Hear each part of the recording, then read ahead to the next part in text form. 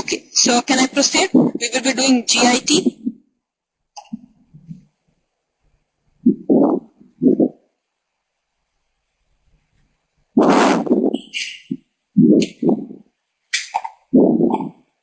Where do you see breakbone fever? My question, where do you see breakbone fever?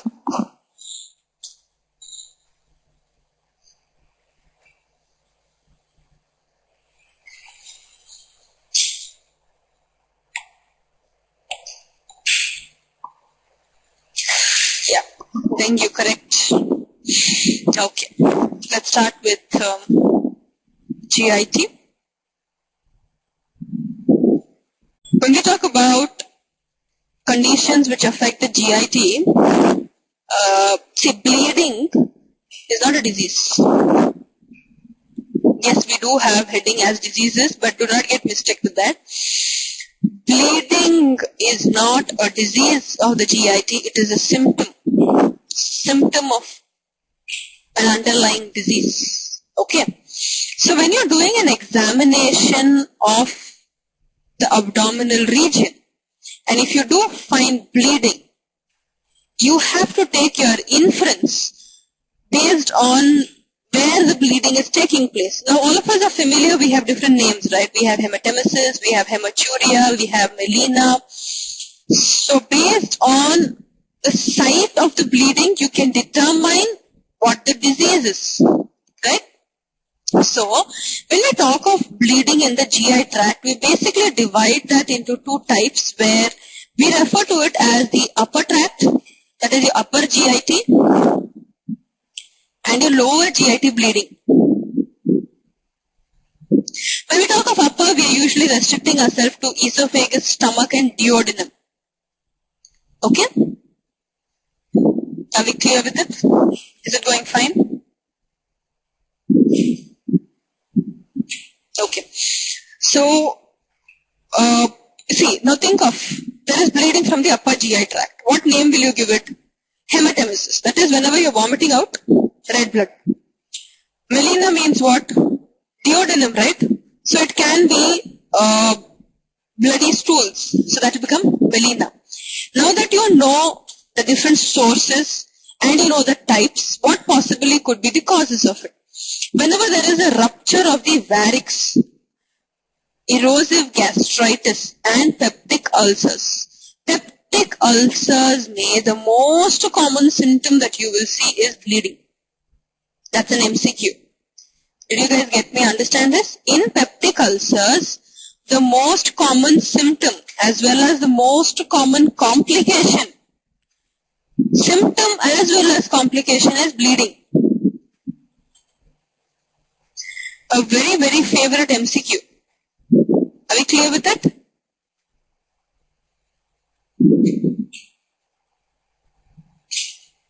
Right. Next, lower GI bleeding.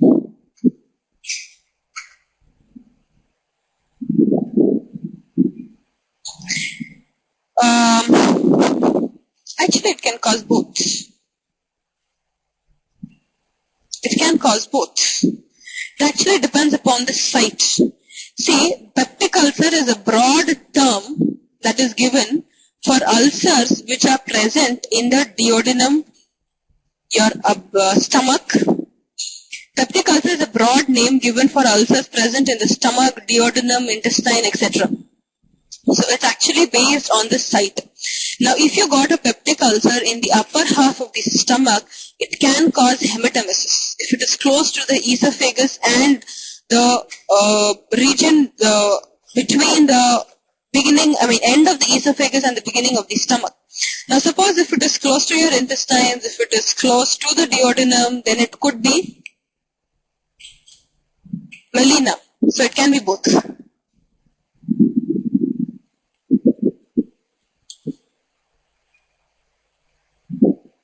Yes, correct, Rutaban. Peptic ulcers can be duodenal ulcers or they can be gastric ulcers. Correct. It could be anywhere.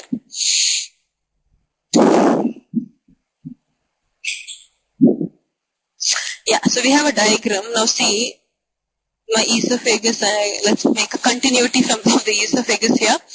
If your ulcer happens here, could be hematemesis. If your ulcer happens here, it could be melena. Okay? If you go to the lower GI bleeding, it can happen from the small intestine and the colon. Mostly intestine related will be lower GI bleeding.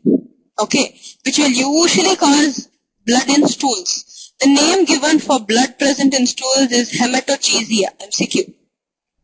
Alright? And what could be the causes for such a condition? Hemorrhoids. All of you know what is hemorrhoids? The common term given for it is piles. Piles के बारे में सुना है?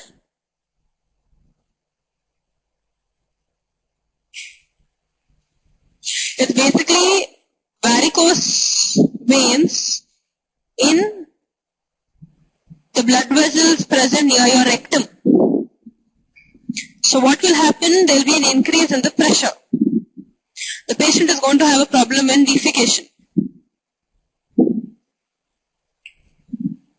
So, with the increase in the pressure, in order to pass the stools, there will be a rupture of the blood vessels in and around that region, causing loss of blood from the stools. So that condition is hemorrhoids or piles. Anal fissures, neoplasms, diverticulum, inflammatory bowel disease. These are the causes for a bleeding from the lower GI tract. Now, when do we see change in the appearance of the stools? How much blood loss should take place so that it is visible to the naked eye in the stools? It's got to be more than 100 ml per day to be able to be visible as a change in the stools. Anything which is less than 100 ml will not really produce any change in the appearance of the stools. Is it fine?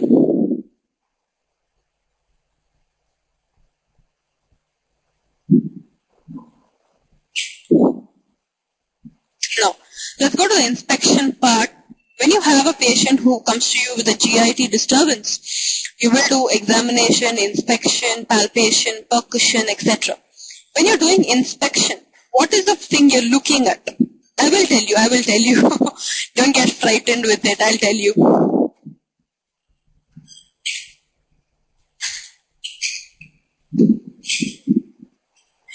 Hematesia is when you have red blood in stools. Melena is foul-smelling, tarry stools.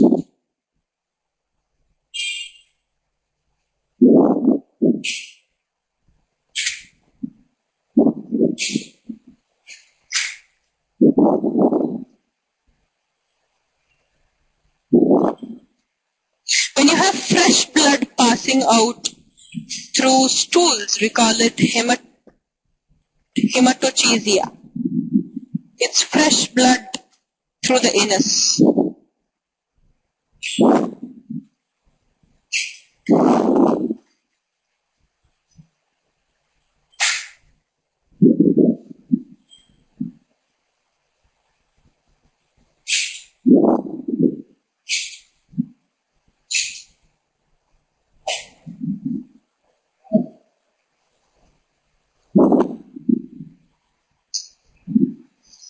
They're actually black in color in melena. When we say tari, it basically refers to black color because this what happens is you have the blood oxidizing and becoming black in color. The hemoglobin oxidizes, becomes black in color.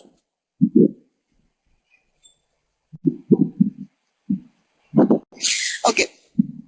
Back to the inspection. When you're examining the patient, you have to look for the region around the umbilicus.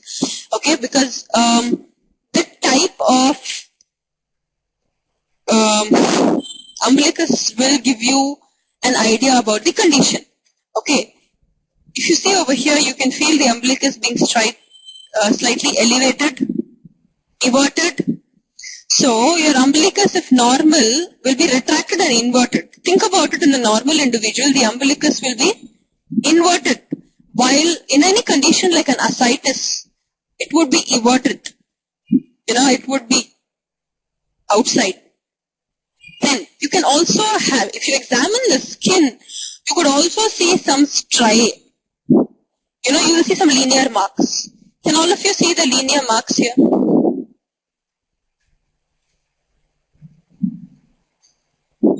Yes, you can also see such marks in pregnancy as well. Okay. You can also see pathologically in ascites. Purple stripe will be seen in Cushing's syndrome. There is a change in the color. If you see pink or white linear marks, it is in pregnancy and ascites. If it's purple in color, it is in Cushing's. You can even have distended veins around the umbilicus. Can you see the distension of the veins around here? Yes, it can happen in case of a portal hypertension or a inferior venous obstruction. Inferior vena cava obstruction. Alright, that's about the inspection part. We go to palpation. All of you know the division of the abdomen area. Hypochondrium, epigastrium and all that. Let's just go through that. Can all of you see the abdomen area is basically divided into 9 regions. We have the right and the left hypochondrium. The central uppermost will be epigastric, central umbilical, central below hypogastric. Then we have hypochondrium, lumbar and iliac, each on the right and the left side. All of you familiar with these 9 regions? Now, see over here. Where do you have the liver? So, if you have to palpate this organ, which possible site are you doing it in? You are doing it in the right hypochondriac region. Correct? Yeah. You'll actually have your spleen somewhere here. So, that will be in the left hypochondriac region. Now, anything to do with the small intestine on this side will be in the lumbar region, right lumbar region. The rectum and the anus, either in the hypogastric or the left iliac region. Okay? Okay, let's go back to the previous slide. So, when you want to check for an enlarged liver, you will see in the right hypochondrium area, examination. Enlarged spleen will be in the left hypochondrium area. Now kidneys. Yes, let's go to the kidney that you guys were asking about. It will be bimanually palpable and dilutable. It's on both the sides.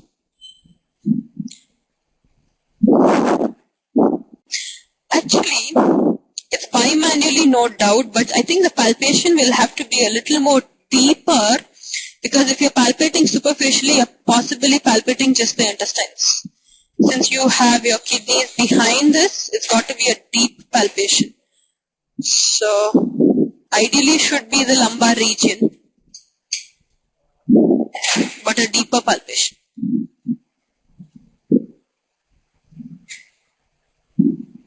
I think it should be the lumbar only.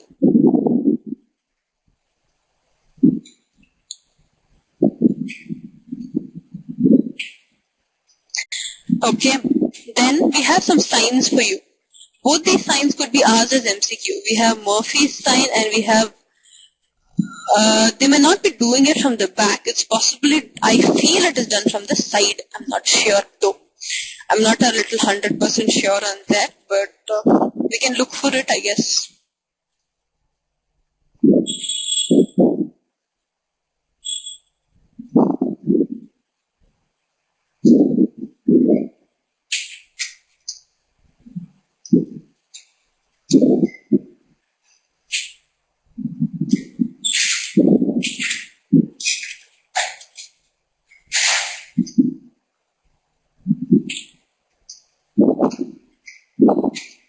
Same, bimanually, you're using both hands.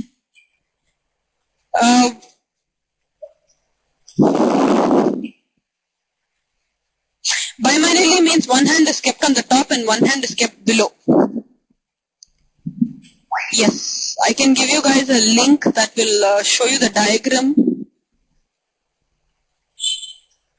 on how to palpate the kidneys. That is what is meant by bimanual palpation, and the technique name is the ballootable type. Okay, let's go to the Murphy sign. I have given you the link. You guys can go through it in the break. Now, I don't want all of you to go and see that. Kidney palpation is not important for us. Alright? Let's get back to Murphy's sign. Murphy's sign is an example which has already been asked. Okay, you need to know where Murphy's sign is seen. What it is. It basically happens in cases of cholecystitis. Cholecystitis means what? It is an inflammation of the gallbladder. Okay, so in case of an acute cholecystitis, when there is a tenderness or rigidity, you will see the Murphy's sign. Alright, very important, it has been asked. Then we have the Rovsing's sign. Rovsing's sign is, actually it should be Roving's sign, not Rovsing's. It should be Roving's. Okay, the roving sign is whenever you have tenderness in the right iliac fossa, whenever you apply pressure, you will feel a tenderness. So this is in an appendicitis. So in an acute appendicitis, if you are applying pressure in the right iliac fossa, you will find a tenderness over the descending colon.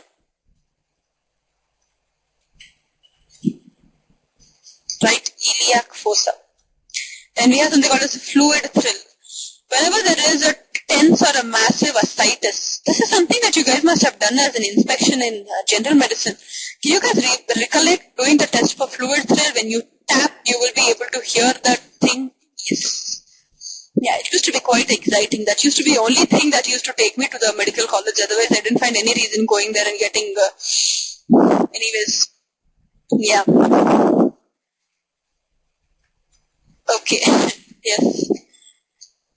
This we have done. Let's go to percussion. The percussion again, when you normally percuss the abdomen area, you will hear resonant sound.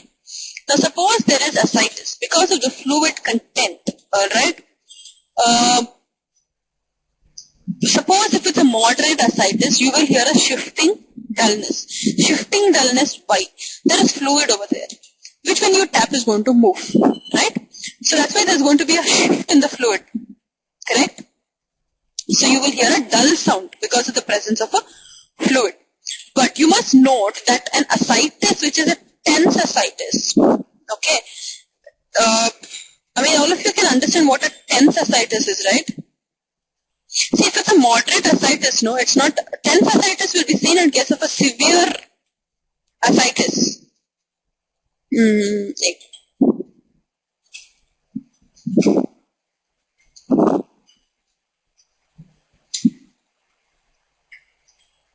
It's a severe condition. Now think of a situation when it is severe. See, when there is edema in the body also, it can stretch to how much of a connective tissue or interstitial tissue you have in the body. How can it stretch beyond that? Right? So there is only a certain limit to how much it can stretch. So the maximum stretch that happens, beyond which your body cannot. So that condition is going to be a severe ascites, and that will be a tense condition.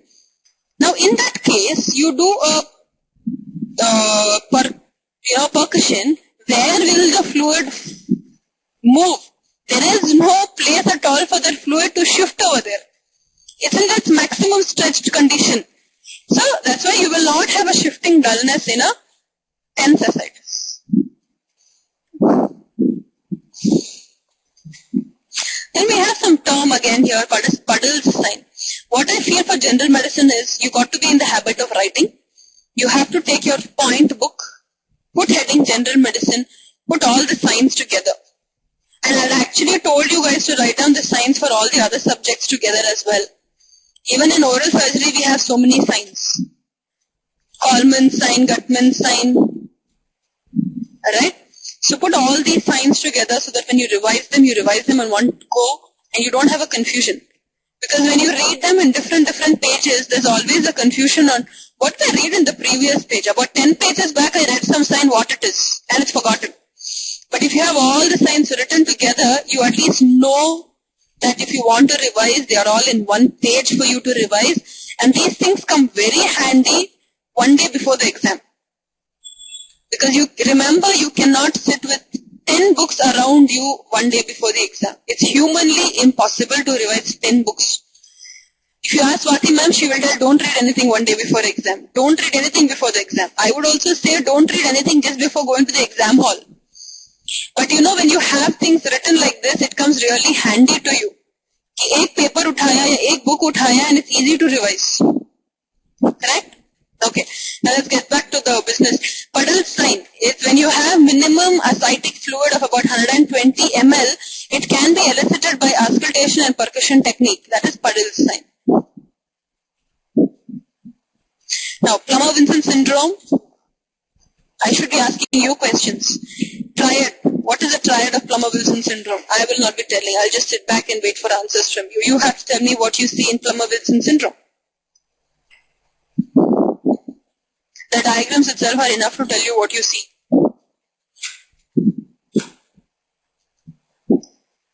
Yes, it is because of iron deficiency anemia. Very good.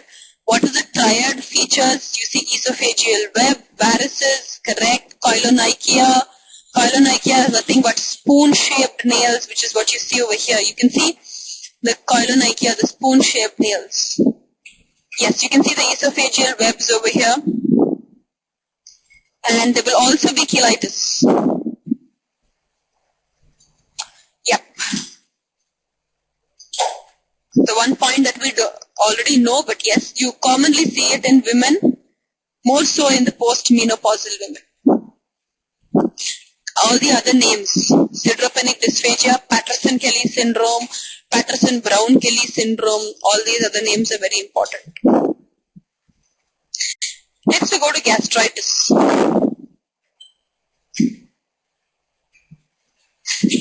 Now gastritis means inflammation of the lining of the stomach. There can be a lot of causes for gastritis. We can have two types of gastritis.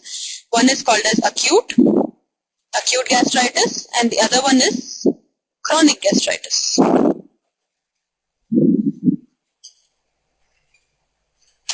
Acute causes can be because of excessive alcohol consumption or NSAIDs. NSAIDs and alcohol happen to be the most common causes for gastritis. This is an MCQ. NSAID related, in fact, happens to be the most common cause for peptic ulcers also.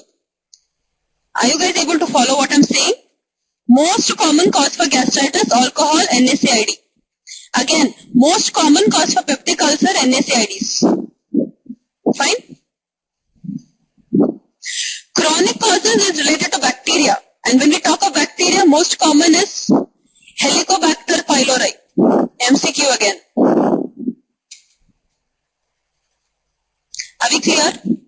Clear with the acute causes and the chronic causes? Now let's go to the symptoms. Most common symptom that you will see is an upset in the abdomen or pain. Okay. Now before we could go into the different types of chronic gastritis, I will end the session here. It's time to end the session. You guys can log out and log in again, and we will see you at 8:10. And meanwhile, I want you to go through the different types of pulses, different types of fever, because before I could end my second session, I'm going to ask you questions. Clubbing, cyanosis, all that clinical methods, no? It's all there in your keynotes. Don't waste your time in that 10 minutes. Sit up and read that. Okay? I'll be logging out now.